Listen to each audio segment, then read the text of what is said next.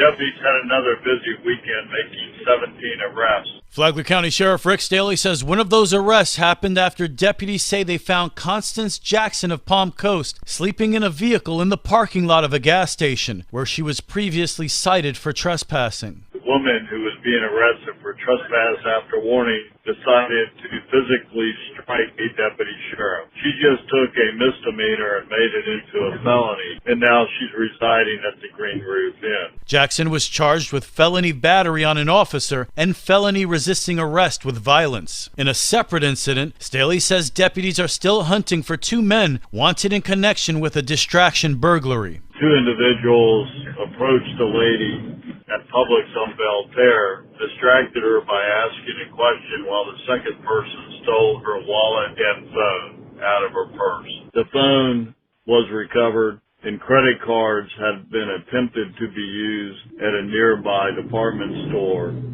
but that purchase was rejected by the credit card company. The men were last seen trying to use the victim's credit card at the Walmart in Palm Coast. They fled in a black Toyota sedan with California license plates. 35-year-old Wayne Hasher was also arrested for the 27th time. Deputies say they found 150 bags of marijuana on his persons during a traffic stop for an expired temporary tag that ended up being registered to another vehicle. Asher faces charges of felony drug possession with intent to sell.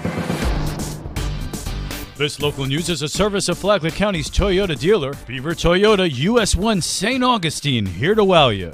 We're learning more about how a new drug treatment program that's launching in Flagler County will be funded. The program is called Coordinated Opioid Recovery, and Project Director Jeanette Simon says it allows those seeking treatment to get it from a unified location. It's going to be at Flagler Cares. We have an office on the second floor that will house all of us and the medication-assisted treatment provider so that that client can just, a lot of people suffer with transportation issues, and we don't have good transportation in Flagler County. So being able to go to one place and see all the folks you need to see to get help will be really critical to their success. County Health Officer Bob Snyder says program funding goes for both treatment and prevention. It also involves outreach community care, a behavioral health provider to provide the counseling and continued, maybe long-term medication-assisted treatment. And also the clients will have an option to go with SMA as well for MAT services and counseling. So dollars will be set aside for them. And more importantly, dollars will be set aside for the school district. About $188,000 will be set aside for the school district so that we can focus more on prevention, education, and counseling for our school-age children. Flagler County ranks 8th out of all counties for drug overdose deaths per capita. For Flagler's Morning News, I'm Rich Petchke. Municipal leaders in Flagler County come together to discuss legislative priorities. Palm Coast hosted a Capital Improvements Project Summit recently for Flagler County and all municipal partners to discuss their projects planned for the next 5 years. It was a very productive meeting, according to County Administrator Heidi Petito. This is the first year that we're coming together as a group, as one voice for Flagler in our legislative priorities. So this year we are going to be putting together our annual request to our delegation so that when they convene in Tallahassee, they're taking a look at what the needs are of Flagler County, but it's not just what the county is asking for.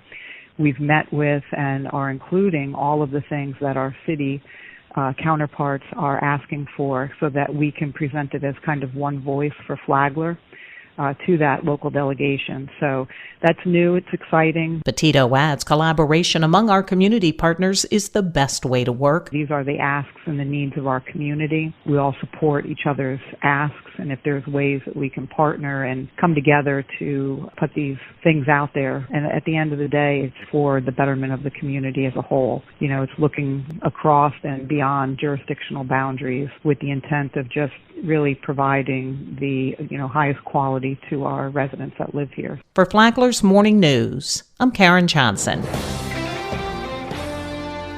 How can you be a member of the Citizen Observer Patrol? There are about 75 volunteers on Flagler County's Citizen Observer Patrol. Chief Roberson Brown says you can be a part of that group. You can do it online. You can go into the Flagler Sheriff's website and pull up volunteer, and there's a section called Observers.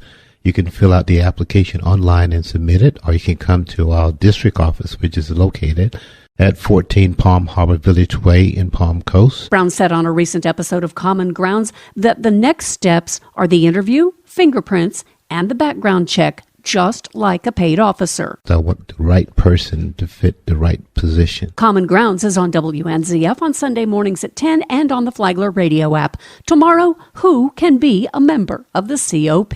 From the WNZF newsroom, I'm Deb Albertson. And now you're up to date on Flagler's Morning News. I'm Rich Carroll.